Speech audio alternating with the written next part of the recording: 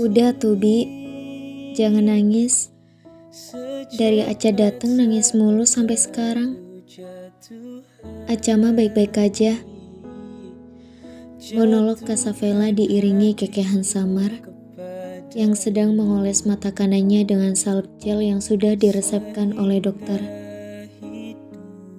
Aduh Non, siapa yang gak nangis? Bibi lihat berita di rumah sama Pak Nasikan juga nangis 1 hari 1 malam. Pakai acara denger Non sadarkan dirinya lama, kan udah termasuk kritis. Belum lagi Tuan Besar yang menghukum mati Non. Sakit Non, sakit hati Bibi. Raung Bi Mimin dengan tangan yang sibuk membantu gadis itu memakaikan salep gel di beberapa bagian punggung dengan batin yang terlalu tergores. Walaupun Non bukan anak Bibi, tapi gimana pun Bibi yang rawat Non Aca dari masih bayi. Sesak hati Bi Mimin Non. Gak paham kalau anak di kampung Bibi yang diginiin. Ya Allah Non, ini sakit ya? Ini sakit banget ya Non? Tanya Bi Mimin pada tiap luka asa yang sudah sepenuhnya mengering. Hati wanita tua itu sungguh tergores secara tak sengaja. 2 hari pertanyaan ini masih dipertanyakan. Walaupun sang pemilik luka selalu mengatakan ini akan sembuh dan semua akan baik-baik saja. Asavela masih menatap nanar pantulan wajahnya dari kamera depan ponselnya. Melihat bagaimana luka di mata kanannya sudah tidak separah hari pertama sama hari kedua sesudah insiden. Ini adalah hari kelima proses penyembuhan. Untuk kontrol masalah jahitan yang sudah kering atau belum di beberapa bagian, Asavela ditemani Bi Mimin. Bi, Aca cantik gak? Gadis bersurai pendek itu bertanya mengenai visual yang menurutnya sudah rusak, di mana beberapa titik wajahnya lebam dan juga di titik lain mendapatkan jahitan. Atuh Non mah mau gimana pun tetap cantik. Mendengar jawaban sederhana Bi Mimin membuat Asa bisa tersenyum. Sesederhana ini membuat Asavela pecinta hujan dan luka bisa tersenyum. Iya, ia harus terluka terlebih dahulu untuk satu tawa ataupun senyuman. Non mau makan? Enggak Bi. Ya udah, Bibi bersih-bersih rumah ya. Nanti kalau ada apa-apa panggil Bi Mimin. Iya, semangat ya kerjanya. Kalau capek harus istirahat, jangan kerja rodi. Itu mah Asia. Non juga cepat sembuh. Permisi Non.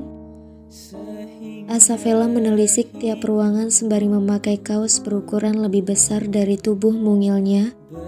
Ketika ia sudah memastikan salep gel di bagian punggung dan lengannya sudah sedikit mengering. Ia mulai berjalan dan menuang sereal di tempat makan kucingnya. Bebe, dengan cepat, kucing manis itu yang sedari tadi tidur di dalam rumah kecilnya, berjalan dengan kaki pendeknya menghampiri tempat makan. Ia memakan dengan begitu lahap, tanpa membuat noda di lantai. Lapar ya? Maaf ya, waktu kejadian yang gue alami, lo jadi gak makan. Besok pulang sekolah, gue ajak jalan-jalan. Kita sepedaan lagi, oke? Asa mengusap-ngusap bulu Bebe. Mengajaknya bicara adalah suatu healing terbaik dalam hidupnya. Asa kembali berjalan mendekat ke arah tepian ranjang.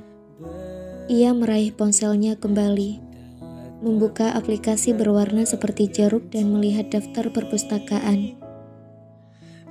Ia rasa ia harus menghapus beberapa judul dengan nuansa terlalu dewasa mulai hari ini. Ya, walaupun yang baca bukan dia, tapi itu mengotori perpustakaannya. Ia hanya menyisakan beberapa judul yang ia rasa hari ini harus dilanjutkan. Gadis itu menelisik tiap kata dalam tulisan sederhana itu. Terkadang ia sesekali tersenyum ketika menemukan beberapa scene yang membuatnya harus menarik kedua kurva ke atas. Tanpa ia sadari, pintu kamarnya mengeluarkan bunyi decitan dari gesekan ujung pintu dan ubin kamar, menimbulkan suara yang membuat netranya harus menangkap sosok yang tengah membawa gitar. Hai. Asa hanya menatap dan kembali menunduk, menghiraukan siapa yang datang. Baca Wattpad lagi. Istirahat. Kesehatan lo. Fiksi mulu yang diutamakan. Hidup lo tuh udah pelik. Suara sang kakak baru saja memperingatinya. Iya Jisa. Gadis itu baru saja pulang sekolah. Gak usah sok peduli sama kesehatan gue. Dengan cara ini gue bisa bahagia. Jisa menghela nafas, memutar bola matanya dengan begitu malas. Ia meletakkan, menyandarkan sejenak gitarnya di tepian nakas kecil dekat ranjang Asafela. Matanya mencoba mengintip sekilas cerita apa yang tengah saudarinya baca. Udah gak baca cerita sedih lagi? Asafela tersenyum. Untuk apa? Kehidupan gue jauh lebih pedih. Bahkan, tidak ada yang berani atau menyentuh cerita gue untuk sekedar membaca. Hidup gue terlalu pelik untuk dijadikan sebuah karya. Tanpa ada tawa di setiap scene. Sambung Asafela yang menekan tombol berbentuk bintang. Jisa memperhatikan tubuh adiknya yang tidak ada lagi ruang untuk luka baru. Jisa merasa ia terlalu bersalah dalam semua insiden ini. Ada baiknya untuk beberapa hari ini, adiknya terjauh akan luka yang diberi orang tuanya ataupun dirinya. Kenapa hubungan keluarga kita sehancur ini ya, Cah? Asafela menghentikan kegiatannya sejenak seusai mendengar suara Jisa. Gadis itu membuang nafas, melirik, memperhatikan saudarinya yang kini tengah mengayun-ngayunkan kaki jenjang berkulit susu. Gue capek sebenarnya sama keluarga kita yang gak ada harmonisnya sama sekali. Persaudaraan yang saling terpecah belah karena situasi dan kondisi.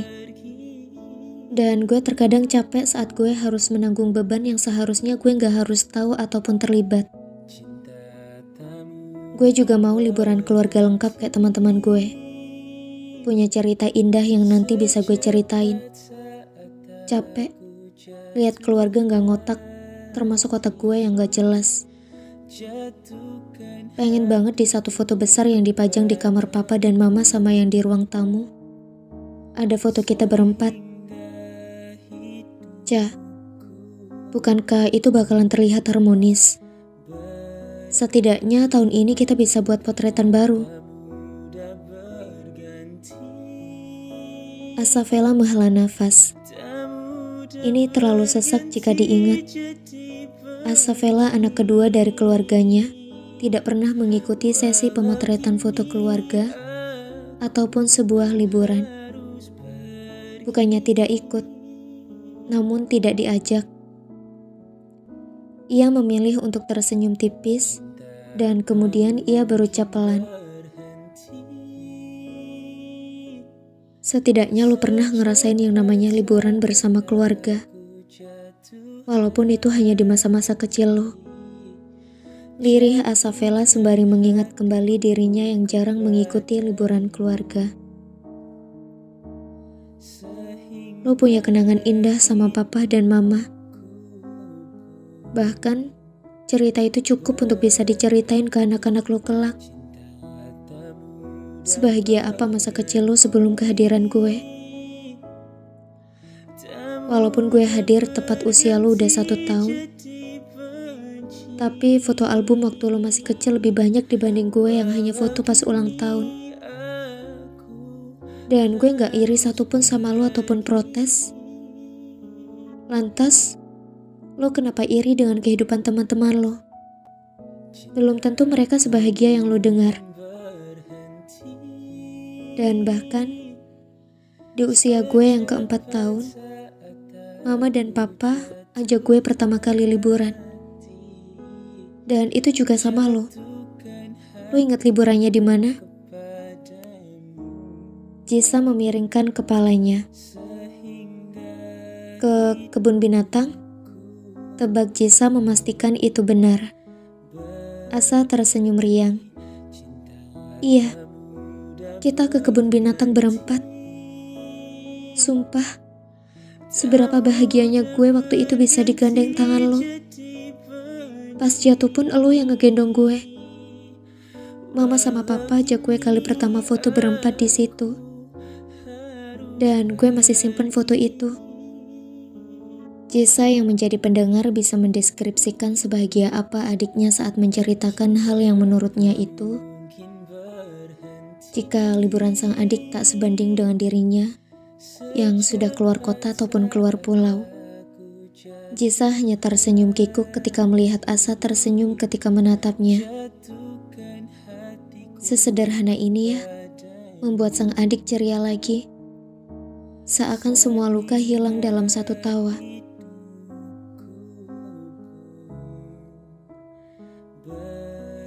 Gue seseneng itu lihat hewan-hewan di sana. Kayak indah banget, Kak. Makan bakso di pinggir jalanan, kita lesehan, terus beli es krim dan arum manis, naik perahu bebek, minum es kelapa. Jisa menahan benteng-benteng air mata. Hatinya tergores ketika adiknya memiliki cerita sederhana kalau ia dulu pernah sebahagia itu dibanding dengan sekarang.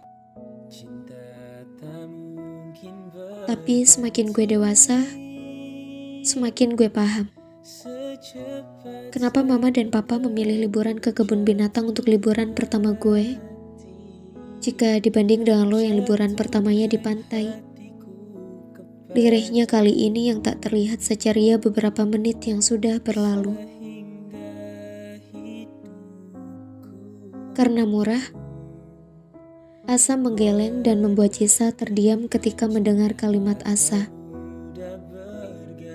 Kayak gini loh kehidupan gue di masa mendatang. Kayak hewan-hewan yang gak bakalan bisa bergerak sebebas mereka. Jisa mengerutkan alisnya. Gak usah ngarang. Mana mungkin Mama sama Papa berpikiran sampai situ. Tapi semua kejadian kan? Kehidupan gue gak banyak cerita indah seperti kehidupan lo. Gue berasa di dalam sel jeruji kayak hewan-hewan di kebun binatang. Bahkan,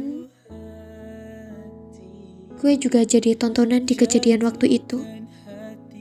Sama seperti di kebun binatang. Gimana mereka menonton bisu tanpa bertanya. Dia baik-baik saja? Apa dia gak lapar? Sambungnya sekaligus tamparan buat Jisa ketika mata sang adik langsung menatapnya tajam. Tapi sudahlah, itu udah kejadian. Mana mungkin bisa diulang. Lupakan. Asa Vela meletakkan ponselnya di atas badan kasur, menghadapkan tubuhnya ke arah sang kakak dengan kaki yang ia silangkan. Kak, panggil Asa begitu lembut. Ceritain ke adik kecil lo ini. Gimana rasanya disayang dan dicintai seorang ayah? Bagaimana rasanya tumbuh besar dengan kasih sayang orang tua? Jelasin ke adik kecil lo ini. Sekali aja. Gimana rasanya dipeluk, dimanja seorang ayah sekaligus ibu dalam waktu bersamaan. Saat lo nakal, tapi gak pernah dipukul. Jelasin ke adik lo ini. Seenak apa setiap berangkat sekolah dibuatin masakan dari koki terhebat seperti mama kita. Gimana cita rasanya, Kak? Pasti enak kan? Oh ya, Ceritain saat lo pernah gue gonceng untuk pertama kali dan lutut lo terluka. Gimana rasanya digendong panik oleh papa kita? Terus, gimana rasanya dipanggil gini? Cisa, ayo mandi dulu. Jangan main terus. Udah sore, nanti sakit. Mainnya nanti lagi. Gemetar mulut Asafela ketika mempraktikkan mamanya yang selalu menegur sang buah hati sulungnya. Dan terakhir, gimana rasanya saat papa dan mama tahu anak perempuannya sakit demam tinggi, sampai semua kegiatan ditunda cuma demi anak sulungnya. Kak, ceritain ke Aca. Biar nanti kalau Aca udah besar dan masih hidup, punya kehidupan dengan anak-anak Aca bakalan ceritain cerita itu ke anak-anak Aca. Betapa beruntungnya Aca memiliki kedua orang tua sebaik mereka. Walaupun Aca tahu, itu kisah Cisa. Dan bukan kisah Asafela. Air mata Cisa menetes. Ia tidak kuat lagi menahan benteng-benteng di hadapan adiknya. Ia benar-benar lemah. Benar-benar lemah melebihi sosok yang tengah mempertanyakan hal begitu sederhana kepadanya. Dengan cepat, ia menarik tubuh sang adik untuk dibawa dalam dekapannya.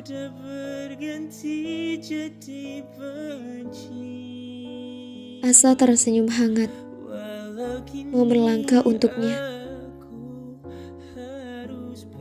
Kakak,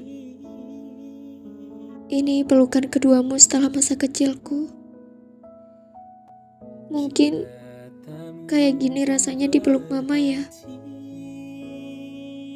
Asafela gak pernah lengkap tanpa adanya Cisa. Asafela gak akan pernah ada jika tanpa Cisa. Pelukannya bahkan gak berubah. Sama-sama hangat, seperti merasakan pelukan mama.